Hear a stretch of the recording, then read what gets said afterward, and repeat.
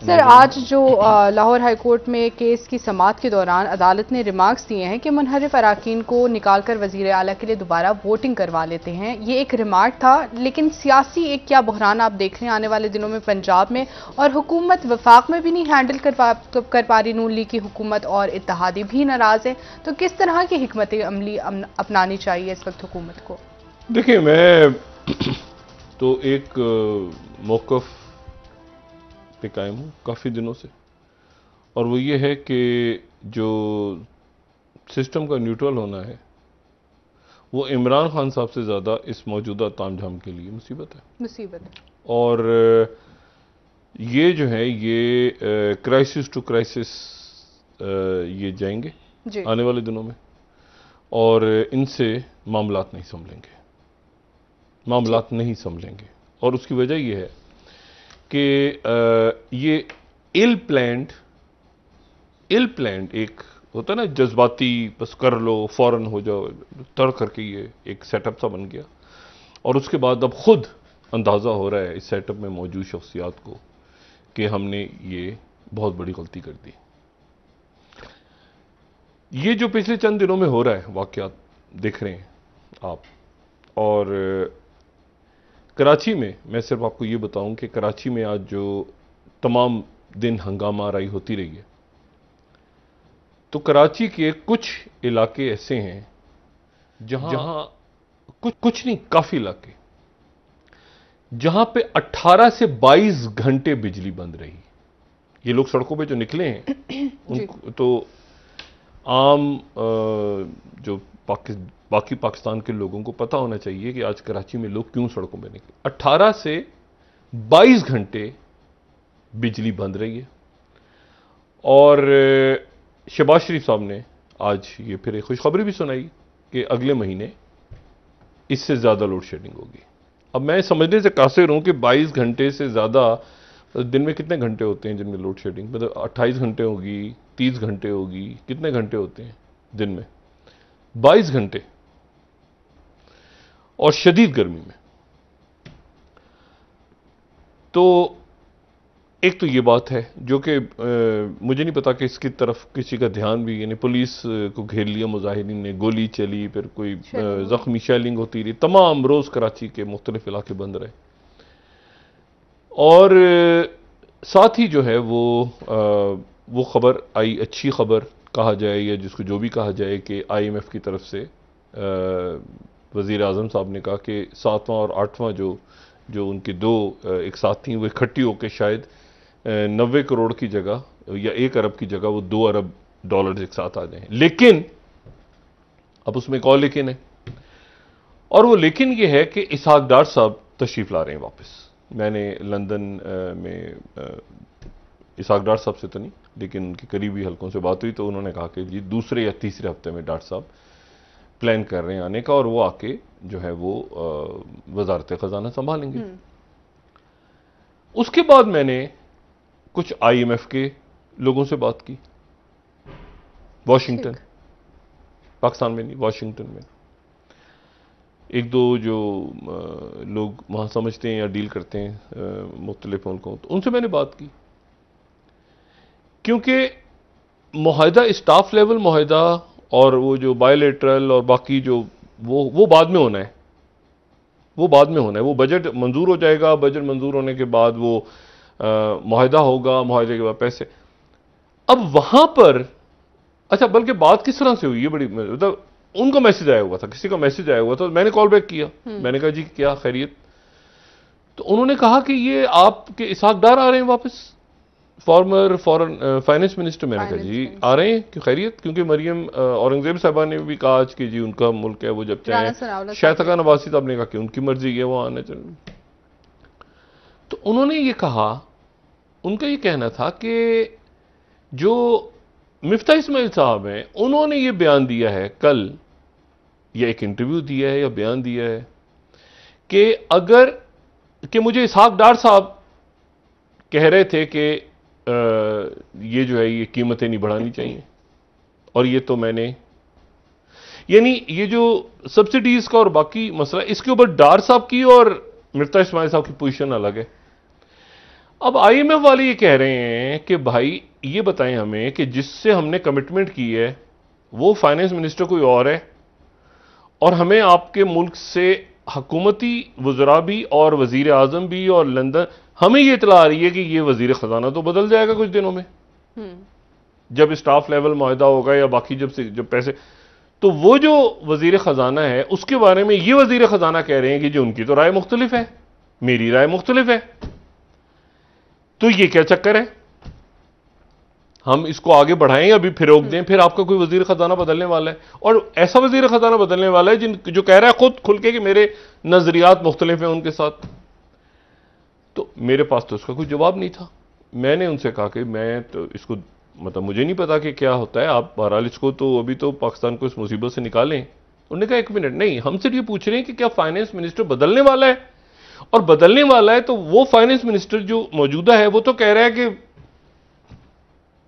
आने वाले finance minister की पोजीशनिंग ही डिफरेंट है इसके ऊपर, और वो तो आवाम पे मुसीबत नहीं डालना चाहता, और वो तो सब्सिडी और ये, तो हम उसके साथ बात करें या इनके साथ बात करें। मैंने कहा जी मैं इस पे अभी मैं कुछ, क्योंकि ये बीच में है मामला, ये मामला दरमियान में, यानी अभी कहते हैं ना वो पार नहीं लगा, ठीक है, तो पार लगने से पहले ही इसमें दरमियान में किसी ने ये एक गड़बड़ा गई कि जी पता नहीं फाइनेंस मिनिस्टर बदल जाएंगे और वो आके चार्ज संभाल लेंगे। भाई या तो तहफ़्फ़ुज़ात हो नहीं भाई, जो मुज़ाकरात कर रहे हैं वो क्या डील की है, क्या बात की है, क्या सिग्नेचर्स की है, क्या वो, अच्छा एनीवे, तो एक तो ये मसला, इसकी वजाहत होना बहुत जरूरी है हुकूमत की तरफ से कि वजीर खजाना अपने जारी रखेंगे या वो मिफ्ता इस्माइल साहब की पॉलिसीज को ही जारी रखेंगे अगर बदलना है इसाक डार साहब ने, क्योंकि ये बहुत इंपॉर्टेंट बात है कि वो मिफ्ता इस्माइल साहब ने बयान दिया गालिबन कि वो कुछ और चाहते थे, मैं कुछ और चाहता था, लेकिन बहरहाल हमें फैसले करने पड़े। तीसरा जो मसला है वो ये है कि इत्तेहादी, एक तो विद इन, और जैसे मैंने कहा कि ये एक बड़ा मुश्किल मरहला है मियां नवाज शरीफ साहब के लिए और उनकी सियासत के लिए, क्योंकि वो बहरहाल ये जमात उनकी है, कि उसमें जो है वो उनका स्टेक नहीं है और उनके लिए कोई फौरी तौर पे रिलीफ भी नहीं है। और ये कैसे तय हुआ है ताम झाम, ये तो नवाज शरीफ साहब खुद ही बता सकते हैं क्योंकि उनको ऑन बोर्ड लिया होगा।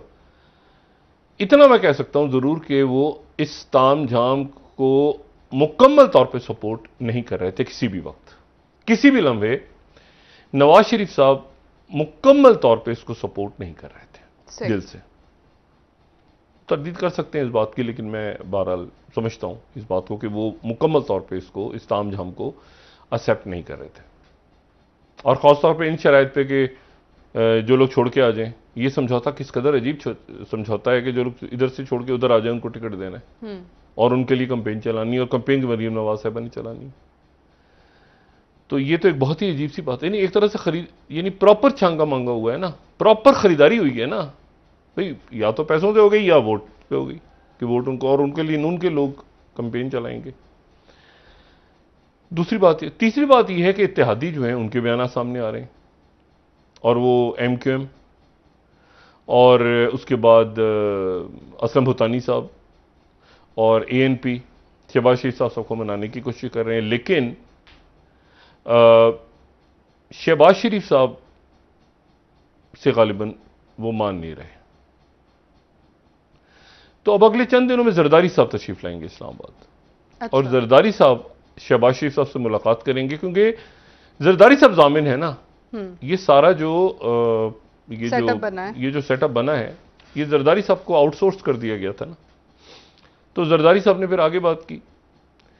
तो अब मसला ये है कि वो जरदारी साहब, अब जरदारी साहब जो हैं वो तो अब इत्तेहादियों को क्या मनाना है, वो आप जरा तसव्वुर करें कि जरदारी साहब जो हैं वो मुनस इलाही और परवेज इलाही साहब और चौधरी शुजात साहब को नहीं मिला सके आपस में। यानी परवेज इलाही साहब उनके डिप्टी प्राइम मिनिस्टर रहे हैं, उनके दौर में डिप्टी प्राइम मिनिस्टर थे वो, मेरा ख्याल से राजा परवेज अशरफ साहब जो वजीर आजम थे तो वो डिप्टी प्राइम मिनिस्टर थे।